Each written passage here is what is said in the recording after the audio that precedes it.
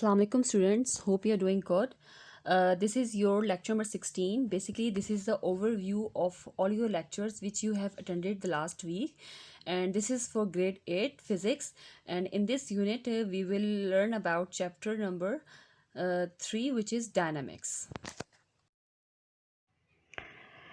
Friction is basically the force that opposes the motion of moving objects. We can stop object by force of friction. There are a lot of factors that are involved in the friction. So we have two surfaces, mostly in case of solid. So the more the contact between the two surfaces, the more will be the friction. And if we press the object more, then we also get the more friction. So there are a lot of examples. If we just see the example of our hand, if we rub our hand on the surface of table, carpet, polished marble, it will easily be moved. But if we press our hand harder, it will be very difficult us to move the our hand on the table or any other object, because more is the pressing force, more it will difficult to move of the object. So there will be relation between pressing force and a contact with friction. So you see in the figure, there are two surfaces which are in contact with each other, right? So basically, if you see this contact points between the two surfaces is called the cold weld. All right, so I've explained very well in the classroom regarding details, so it's just a overview lecture, so we just briefly discuss over here. And if we just observe this surface in a microscope, we can see that there will be a pits and bump, means there are some this surface is not smooth in the if we observe in the microscope as it's looking over here, right? So it's mean there is a friction present if the surface even look smoother. Force of limiting friction and coefficient of friction. Friction can be increased to certain maximum value. It does not increase beyond this value. So the maximum value of friction is known as the force of limiting friction. It depends normally on the pressing force between the two surfaces in the contact, and we already discussed what is pressing force and what is the contact in the previous slides. If we take the ratio between the force of limiting friction and the normal reaction R, that is always be a constant, and this constant is known as the coefficient of friction, and it is represented by mu. So this is the formula for coefficient of friction. If you see, this is basically the ratio of Fs over R. Fs is basically the limiting friction, and R is the uh, pressing force, that is having the relation between with this friction, right? So we can take just R on the other side, we get Fs is equals to mu R, or we can say that this force of friction is directly proportional to that of this pressing force, and as they both have same unit, so this is basically this mu is equals to Fs over R is a quantity with a constant value, right? So if there is a mass of a block, then for horizontal surface we can say that this pressing force will be equals to weight, and weight is always equals to mass into gravity, which is mg, right? So R is equals to mg, and if you just substitute the value in 3.22 from equation 3.21, you get Fs is equals to mu mg. So there are some coefficient of frictions between some common materials. They are given to you. They are just for your knowledge. So class, this was your classwork which we already discussed in the classroom. So this is quick quiz, and you have to done this with the pencil on your textbook, right? So if first you observe the figure, you have seen there are two soles.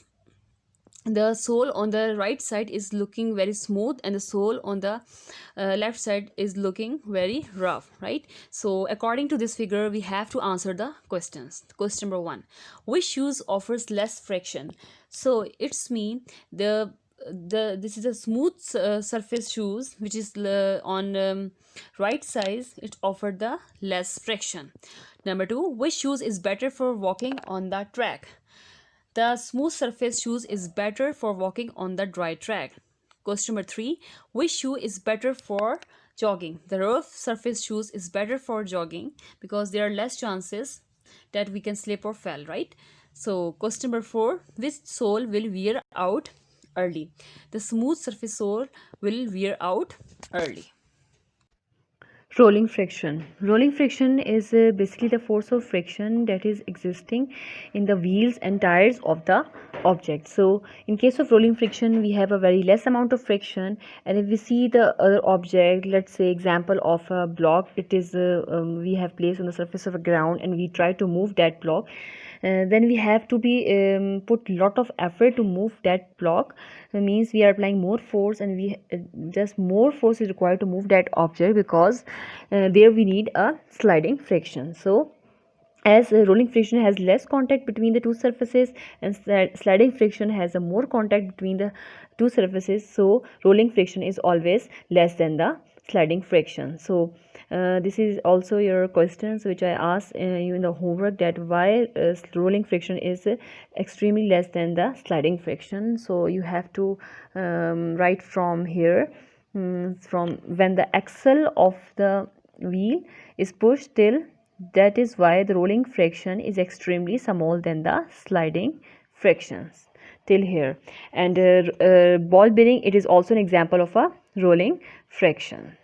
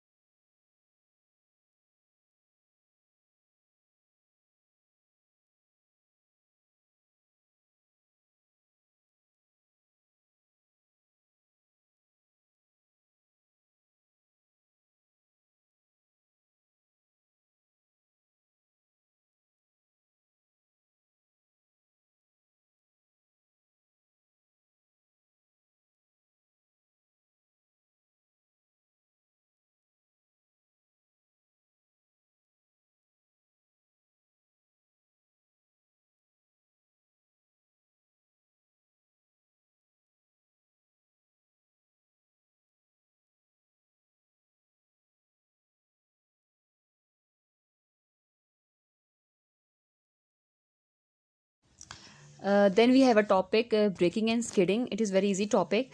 So whenever you notice the movement of a wheel, you see there are two motions that are involved while moving a vehicle. Number one, motion of wheels around the road, and second one is the rotation of wheels about their axis. So it is very easy topic and just simple kind of discussion. If you see figure 3.21, a car is skidding. So let's see there, if there is a car that is coming in a very speed, and suddenly driver just applied the brake and he tried to stop the car. What happened when he applied the brake, and he applied the brake too strongly, the wheel of the car, it's just lock up and the car will skid out because of its large momentum. Because car has a momentum, because car is moving, it has velocity. Car is has a mass. So when we have mass, when we have velocity, there will be always a momentum. So because of momentum, the car will skid out, right? So, and it will lose its direction control, that may result in accident. So it's precautions that are made earlier, that whenever we just move the car, we just try to be keep our speed very limited to avoid the accidents, right? Now there are some advantages as well as disadvantages of friction. So first of all, we are discuss the advantages of frictions. What are they? So we cannot write if there would be no friction present between our paper and pencil. It will be very difficult for us if there is no friction existing, right? So it's friction is very helpful if we while writing.